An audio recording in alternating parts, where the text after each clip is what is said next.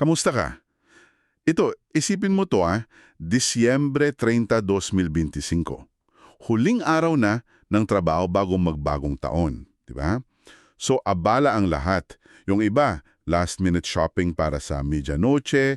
Yung iba naman, sinusubukang i-survive yung holiday traffic. Ang hawak nating mga source ngayon, parang ganyan din. Mga hiwa-hiwalay na balita mula sa araw na yon. Pero ang misyon natin dito, pagtagpi-tagpiin ang mga to. Kasi habang lahat tayo nakatutok sa paputok at handaan, may isang napakalaking kwento na tahimik na niluluto sa Kongreso. Titingnan natin kung paano nagkabuhol-buhol ang isang minadaling 6.8 trillion pesong budget, isang misteryosong set ng dokumento na tinawag na Cabral Files, at ang trahedya sa likod nito. Okay? Himain na natin to. Alam mo, ang ganda ng pagkakaset up mo dyan kasi yun mismo ang core ng kwento. Yung contrast, habang ang buong bansa nag-aalala sa presyo ng diesel, kung saan magandang pumuesto para manood ng fireworks, isang halaga na halos katumbas na ng buong ekonomiya ng ilang bansa ang tahimik na isinasabatas. Ito yung classic example ng, kumbaga, now you see me, now you don't sa politika. Nangyayari yung pinakamalalaking bagay kapag lahat tayo ay busy sa iba. Sige, para mas maintindihan natin yung buong konteksto, ilatag muna natin kung ano ba talaga ang pinagkakaabalahan ng mga Pilipino nung araw na yon. Unang-una, classic, may pahabol na taas presyo sa petrolyo. Palaging may pahabol. Ayon sa sources natin, 60 centimos yung itinaas sa kada litro ng diesel at kerosene. At least, walang galaw sa gasolina, pero ramdam pa rin yan ng marami, lalo na sa transportasyon.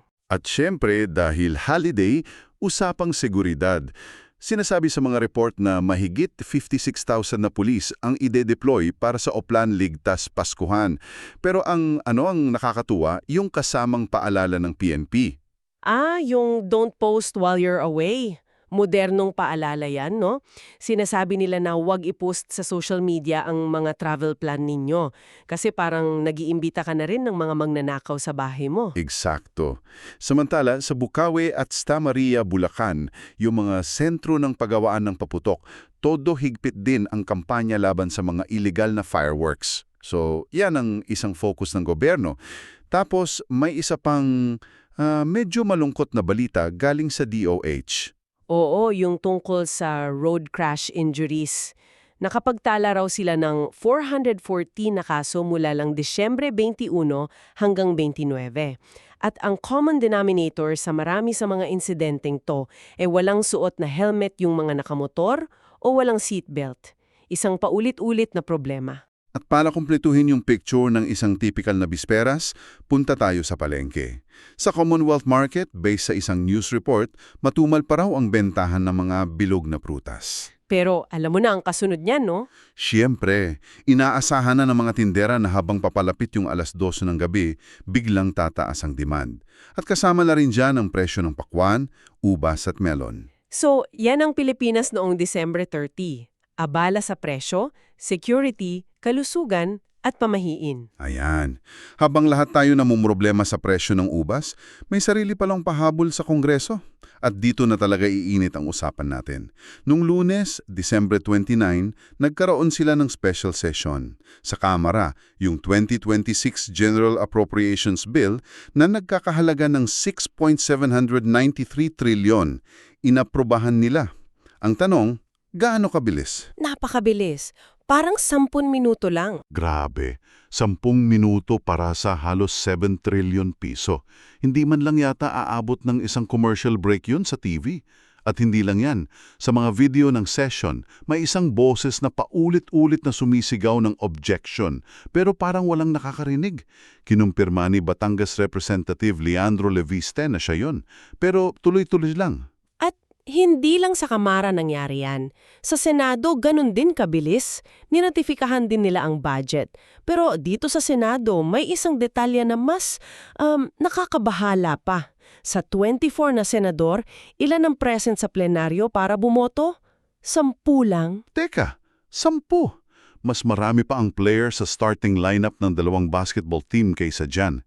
Parang may hinahabol sila. Bakit kailangan ganito kabilis? Eksakto. At yung sagot sa tanong mo, dyan na pumapasok yung mga serious reservations kahit ng mga bumoto ng oo.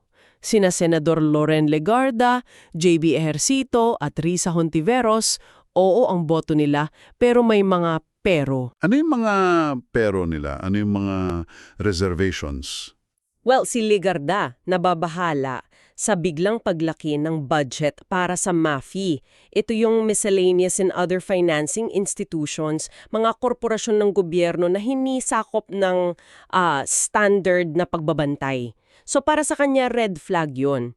Si Ejercito naman, pinupuna yung hindi pag-remit ng tamang pondo para sa PhilHealth. So aprobado na pero may mga butas na silang nakikita. At may mga bumoto rin ng hindi, ng diretsaan, di ba?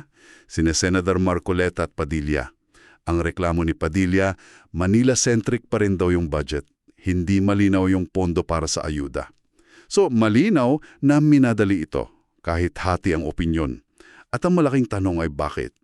Dito na lumabas yung pangalang Cabral Files. Nung una ko narinig ito, akala ko title ng action movie. Ano ba talaga ang laman nito? Ito raw ay isang koleksyon ng mga dokumento, mga tala at impormasyon mula sa yumaong DPWH Undersecretary Maria Catalina Cabral. At ayon kay Congressman Leviste na siyang pangunahing naglalabas ng mga detalye, ito ang naglalaman ng ebidensya ng mga irregularidad at pork barrel style na sistema sa loob ng national budget. Okay, pork barrel. I-breakdown natin yung mga alegasyon. Ano yung mga pinakapasabog na detalye mula sa mga dokumentong ito ayon kay Leviste? Unang-una, yung 18 billion MOOE or Maintenance and Other Operating Expenses ng Kamara. Ayon sa files, mula raw sa halagang yan, may 10 billion na gagamitin bilang insentibo para sa mga kongresista. Insentibo? Paanong insentibo at paano to gumagana? Dito nagiging mas malabo.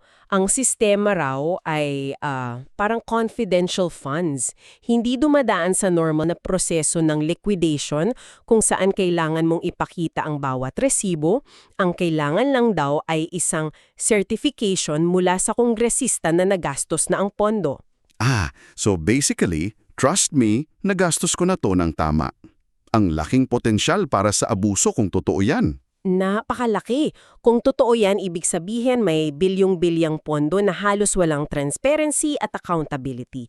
At may kasama pa yung isa pang alegasyon, isang 2 milyong Christmas bonus daw para sa bawat kongresista na bumoboto pabor sa pagpapasa ng budget.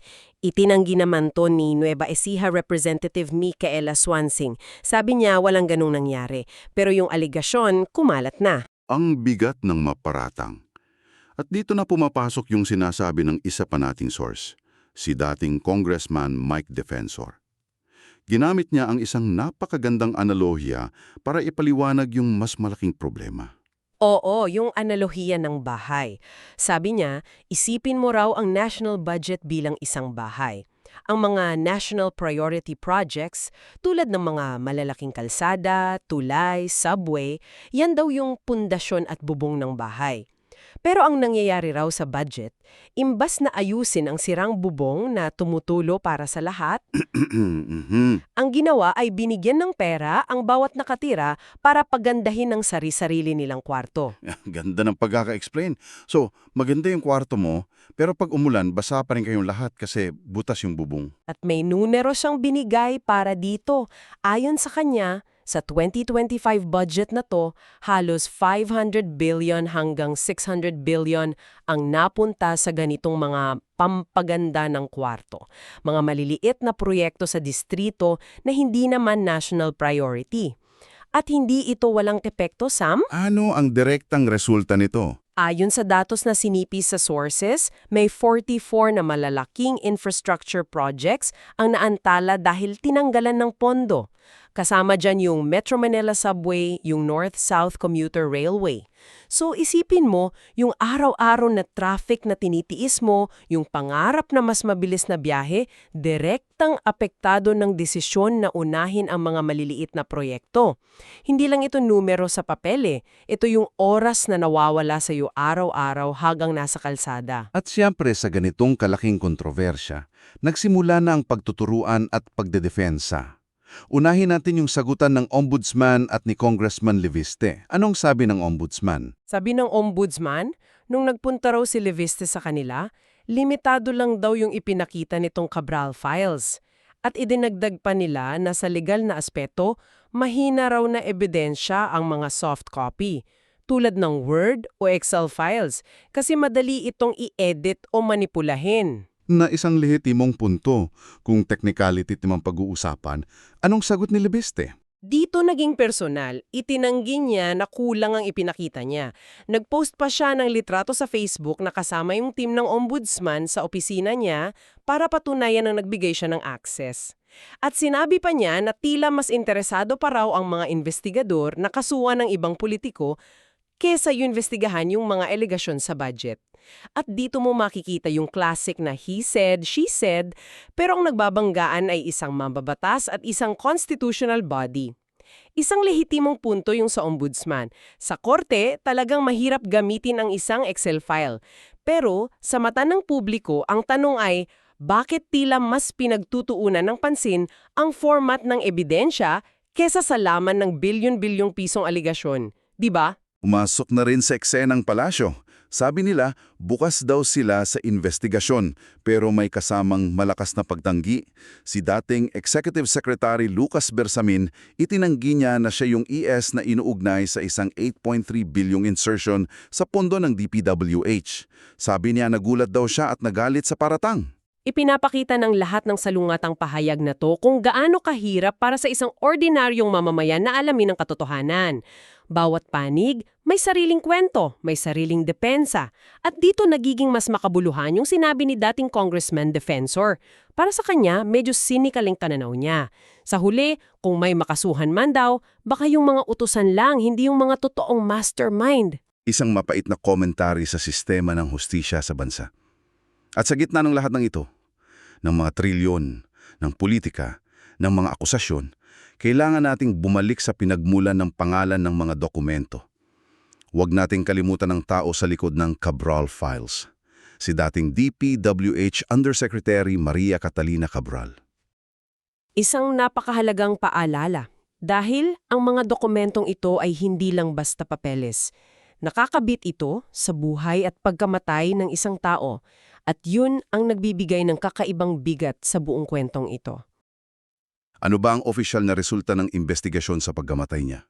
Inanunsyo ni Baguio City Mayor Benjamin Magalong base sa masusing pagsusuri ng PNP Forensic Group na walang foul play sa kanyang pagkamatay.